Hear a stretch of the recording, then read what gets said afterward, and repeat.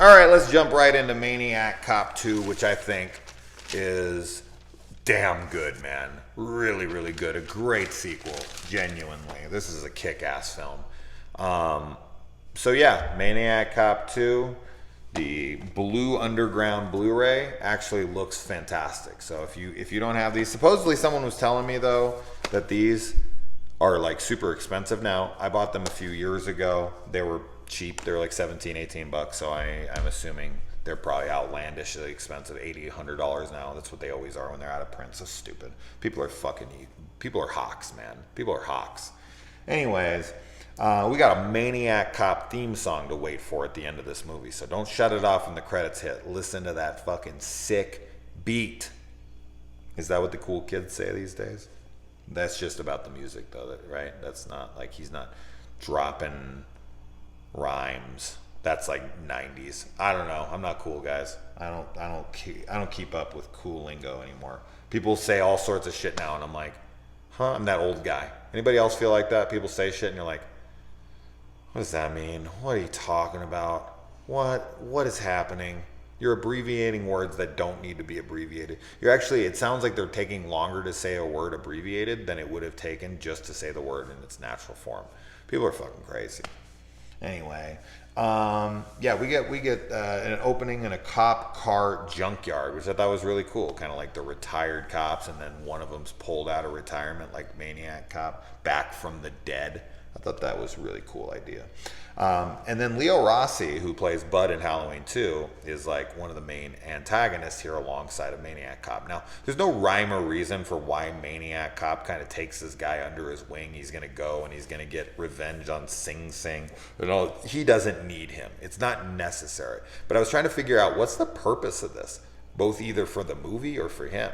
And I think, honestly, what it was and what it is that it is basically giving a mouthpiece to Cordell. I mean, he doesn't really speak. He says 2 lines in this entire franchise. He says his name in this one, Cordell, and then the next one he says like "keep going" or something to the voodoo doctor, or keep something along those lines. And those are the only 2 lines he has in the entire franchise, which is stupid to me. It's like, make him talk or don't make him talk. I do like that he talks though, just like I'm the defender of Michael talking in Rob Zombie's Halloween 2. I find it so bizarre that people are like, oh, Michael Myers is such an interesting character. He's an interesting character? How the fuck is Michael Myers an interesting character to you? Like, his mask is cool, and I like that he kills people in the way that he does, but he's an interesting character? I mean, outside of maybe the first one where you're like, wow, he killed his sister when he was 6, and then he grew up, and now he's just this unstoppable force. That's a very short-lived conversation of, like, what makes kids evil and this and that. But outside of that, once you get into second movie, third movie, fifth movie, well, he's not in the third movie, but you know what I mean, the third Michael Myers movie. Is Michael Myers really an interesting character in part 4? Is he really an interesting character? He comes and kills he tries to kill his niece and he kills everyone in town. How is he an interesting character? He's not interesting because he doesn't fucking speak. So for Rob Zombie to actually have him talk, that makes him interesting to me. I'm like, holy shit, he said something finally. Now he's interesting. I just want to see him kill people before. And then all the characters around him are interesting to me. And he's iconic. His look is iconic. But any actor can play him. If any actor can play you and it wouldn't make any difference much, and it's really dependent upon the mask and I suppose how you move your body, you're not that fucking interesting of a character. Sorry, guys. I'm not sorry, but there's so many people I've heard say that. They're like, oh, he's such an interesting character. How the fuck is Michael Myers an interesting character? Anyways, moving on. Same thing with Cordell. Like, Cordell's only as interesting as his backstory, where we get to actually see what happens to him. And then when he's out there killing people, it's just, he's a fucking maniac cop. He's an unstoppable monster. It's not interesting. It's cool, but it's not interesting. It's the characters that are built around him that are interesting. That's why when it's like just a centric film on like the killer, and it's just about the kills, people don't remember those movies. It's the movies that have characters. It's the movies that have actual characters we like, even if they're stupid characters. We like them. That's why we like a Friday the 13th Part 4 or whatever. It's not because Jason's an interesting character. Jason's not an interesting character at all. Never has been. He's a cool looking character. Okay, I've reiterated this enough, but you get what I mean? I think I just wanted to talk on that once and for all, because I don't think I've talked about it enough. Moving on. And I was trying to keep this fucking review short, because I got to be off in like not too long. Anyways, we got this opening guy who's the Cobra robber, and I guess he's stereotyped too. So they stereotype George Buck Flower as the homeless guy, and they stereotype this dude as the guy who robs convenience stores or grocery stores. And Cordell comes in and blows the freaking cashier away, and then hands the gun to the criminal and is like, just doesn't say anything and walks out. I think that's hilarious. That's great. And then the guy runs out and gets his ass shot to death. What a fucking moron this guy is, but you know, whatever. He can't brush his teeth, so what does he know? So then we get a shrink who's talking to our main characters here, and then she herself becomes a main character of the movie. You think she's going to be a background character, but no, she's actually like a main character, which I thought was a really cool flip. And then we get our Tom Atkins replacement here in Robert Davi, however if I can say this guy's name, which he's cool, but he's utterly pointless in the movie. What does Robert Davi's character do in this movie? In the third movie, he has a purpose. Like, he's actually like the action hero. He's coming around this and that. In this one, I mean, Davy does what?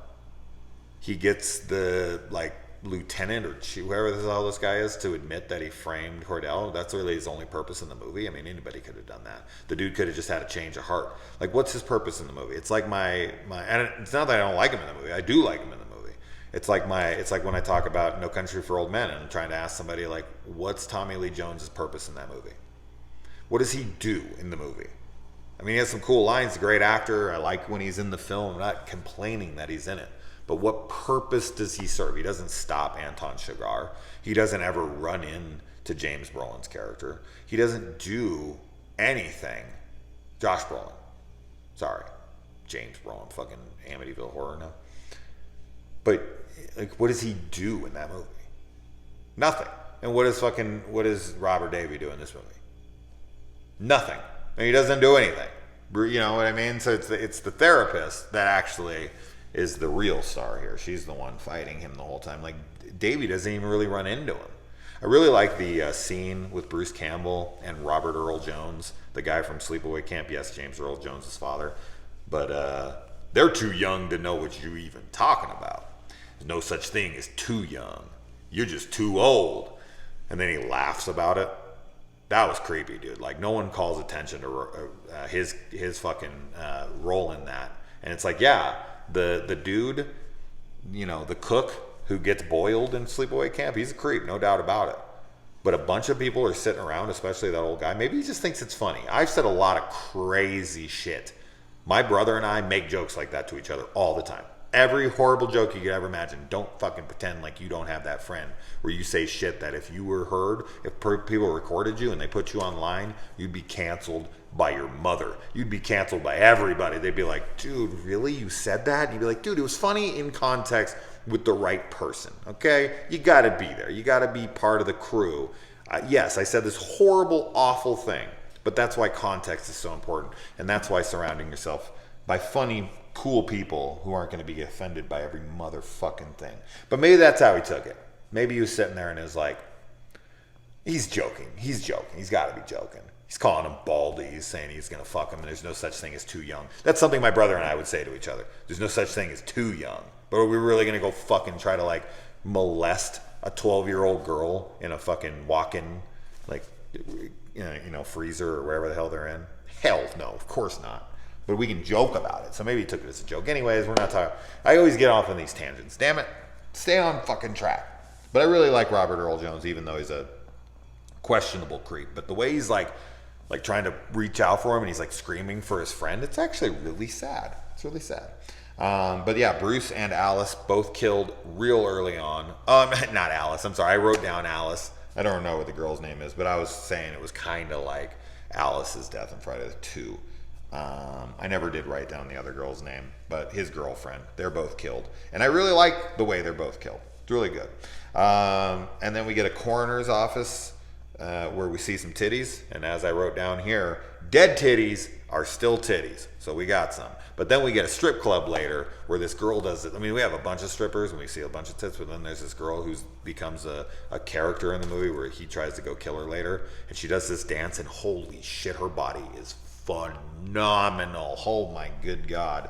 I don't like strip clubs, but I would definitely not be pissed off if I went to her show and saw her take her clothes off. I'd be like, wow, I can appreciate this.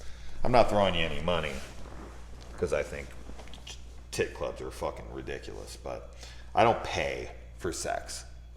That's just me. I don't pay to get hard. That's just, that's my own thing. I like when he's at the magazine stand. There's a Gore Zone magazine, and there is an ad for Texas Chainsaw Massacre 3, Halloween 5, and Wes Craven's Shocker. So that was pretty cool to see in the background. The good old days as they were, And then the psychiatrist in this is actually the stripper. Speaking of strippers, I think she's a stripper, right? In The Hidden. I think it's a stripper. Yeah, The Hidden. Cool movie. If you haven't seen it, check out The Hidden. I did like the opening with the guy scratching the lottos and he finds the $5,000 and he's like telling the cop like he won. It was his 5,000. Now it's my 5,000. It's like, dude, that's illegal, bro. You can't tell that to the cop. The cop's going to be like, no, you can't claim that. You had to have purchased it first. Do I have to explain this to you? But he gets himself killed. So no one gets that $5,000. Maybe one of the other cops that came in got it. At least somebody got it. The tireless chase where both the tires are taken off the cab is awesome. That was a great chase, man. Really cool. And then the girl being handcuffed to the steering wheel and that whole action sequence of her going down the road while trying to like sliding on the car and trying to jump in, and it's like hitting the walls and she's jumping around cars, and that's an incredible action sequence. It's an incredible stunt sequence. It's an incredible action sequence. It's well shot. It's well paced. It's awesome. It doesn't go on too long. It doesn't go on too short. It's fucking phenomenal, dude. The action in this is excellent. And then real quick, an older car like that, if the car wasn't turned on, could you turn the steering wheel? Typically, right, you can't. Like typically power steering, but those cars have power steering. Like if it was in neutral, could you turn the wheel? Because in my car, you could not. It would lock up if you tried to turn it when the car was not on. But you couldn't get into neutral unless you turned the car semi on. So maybe you could, I don't know. Someone, car expert out there, an old 80s cab, would the wheel turn? Or it wasn't a cab, I'm sorry, just a regular car. Whatever, doesn't matter. Or wait, it was a cab. It was a cab because they steal, but was it the same? No, it was a different car. She tries to jump into another car. It was like a police car or something. Whatever. Anyways, it was like 2 a.m. at this point. And then the tit club they go into says that they are in, that they're open 24/7. Holy shit. A tit club that's open 24/7. Imagine being the girl that's on like the 7 a.m. shift. Oh my God. Could you imagine coming in there stripping on like 7 a.m. on like a Wednesday? You'd have, who the fuck is going to be in there? I like that the girl who's handcuffed to the steering wheel, her wrist is broken and she's dealing with a broken arm throughout the movie. And she even like beats someone up with her cast. That was great attention to detail. Even though as ridiculous as it is, I don't care. She broke her fucking wrist. That was great. And then the stripper, it was kind of sad. She had to lie to her parents about the big city and all that. That's far too typical, unfortunately. And then she calls the front desk, and the front desk is kind of like, this is your problem. This is the kind of work you're in. But then cops show up 5 seconds later anyways. I don't understand how this happens. I don't know how Cordell beats them there, and I don't know how the cops are just 2 seconds behind him. This makes no sense. And why he takes Leo Rossi's character with him, I have no idea, but Leo Rossi is fucking phenomenal in this movie. He's an excellent killer. He could have played Charles Manson to a T. If they ever did a Charles Manson biography back then, they could have easily cast him. He's fantastic in this. He's wily, he's funny, he's just great. He's psychotic. He does not get enough credit for how good of an actor he is in this movie. I think he's absolutely excellent. So really, really cool to see him give such a cool performance. Amazing Grace, come sit on my face. And let's see. Oh, his line, dude, you can't not say, Cordell. But then he talks totally clearly in the next movie. He's like, yo, homie, how about you finish this up? Because I got shits to do. Okay, I'm paraphrasing a little, but he says it clear as day. And I'm like, was he just like, did he need to clear his throat? He was like, sorry, Cordell. My name's Cordell. Cordell, the way he says it, it's so funny. But I like it. I much prefer the Cordell over the just straight talk he does in the third movie. That one doesn't. Especially since he's burned to a crisp in the third one, so his vocal cords should have been fried. He should have talked even worse. He could have talked like the chick in Us. There was a time. I like that the guy's like coming up and shit talking at the firing range to the girl who's practicing. And it's like such a nice exchange. He's like, hey, you fucking suck. And maybe one day it'll be good. And she's like, oh yeah, okay. And she like walks off. I'm like, dude, whoa. That was a really shitty exchange, but taken very, very well. Love when Leo Rossi's in jail and he's in there with like Danny Trejo and the dude from Tales from the Hood. And he's freaking out. And they're like telling him to shut the fuck up. And then Cordell shows up and he's like, that's my friend. And then the guys are like, uh-oh. That's good stuff. And then Cordell goes straight Terminator and just destroys the entire police force. This is great. And he's just walking through broken glasses when he's straight Frankenstein's monster. And I love it. I think it's fantastic. So cool. And then they go to Sing Sing to break him out. And this is when Davey, I guess, has a purpose and brings the guy over. And the guy admits to it. And then he leaves that guy in there that was supposed to be on death row. And he's like, don't leave me. What are you doing? No. And he like breaks down. He falls apart and he grows to the ground. And then Cordell's just lit on fire in this whole fire sequence where he's lit on fire and he's grabbing people on fire and he's grabbing other people and they're setting them on fire and all that shit is awesome, dude. How hard this shit would have been to film. How long could this guy have stayed on fire? He has to grab other people. He has to do like action sequences while on fire, and this ain't no CGI Johnny Storm kind of shit, dude. This is straight up a dude on fire grabbing other dudes, setting them on fire, and then jumping out of a fucking building together on fire and landing on your mark on fire. Like, this is an incredible sequence, and it goes on forever. It's like a 5-minute fucking scene of this dude on fire, just grabbing people, fighting people, all while completely ablaze. It's awesome, dude. It's so cool. And then yeah, they fall out, and then the truck blows up.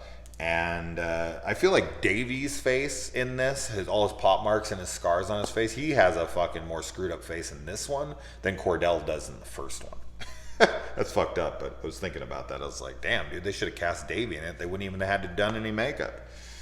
And then I like that the girl's nursery rhyme is played at the end of the movie, right before it gets into the Maniac Cop rap. But she mentions it earlier in the film that she has it going through her head.